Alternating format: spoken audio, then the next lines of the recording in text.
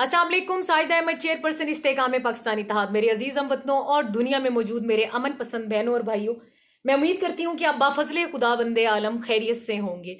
India के सूत्रे इन्हों दस रहे ने उस्ताद कब्जा हो गया, चाइना ने धोखा दे दिता, सैटेलाइट दे फोटो खुलासा कर रहे ने, चाइना सीमा ते रेखा दा उल्लंघन की जा रहा है ते मूतरी सरकार दे मूतरी कौम नू पागल बनाई जाते ने। हाले नहीं होया, चाइना 10 किलोमीटर होर अगे वधा जाता है ते मूतरी फौज दौड़ी जाती है।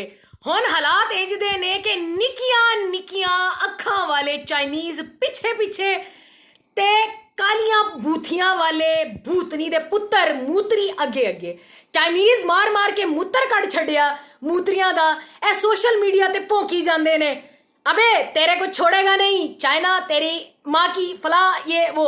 ओ कितने ने तुहाडे जनरल एक्शे कंबियार ते ब्रिगेडियर अजय देव गंद, मेजर टाइगर शौरफ ते ब्रिगेडियर सन्नी देओला कित्थे गए ने? अनी देओ कंजरो, थोड़ी जरूरत हुण थोड़ी जरूरत भारत माता नू है ते चाइना दे बंद भारत माता नू जड़े ना बंद अखां वालियां ने मूतरियां दी बंद कीती हुई है। ते अन्नी दियो तुसी गुम होश च आओ, अन्नी दियो कंजरो सीमा ते रेखा दा उल्लंघन हो रहा है ते तुसी गुम हो। नालीवुड दियां जिहड़ियां जैली फिल्मां बना के तुसी मूतरियां नू पागल कर छड़िया है, अज तिकर पागल किया होया। अन्नी दियो सारा दिन कहंदे सी घुस के मारेंगे ओ अन्नी दियो कित्थे गए तुसी घुस के मारन वाले? अन्नी दियो चाइना घुसिया पिया है ते मारी भी जा रहा तुहाडी।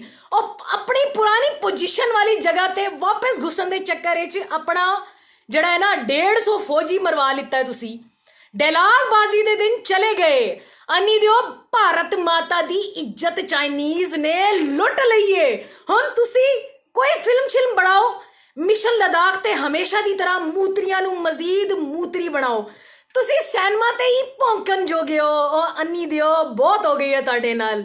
अल्लाह ताला आप सबकी हामी नासिर हो। पाकिस्तान जिंदाबाद, पाक फौज पाइंदाबाद।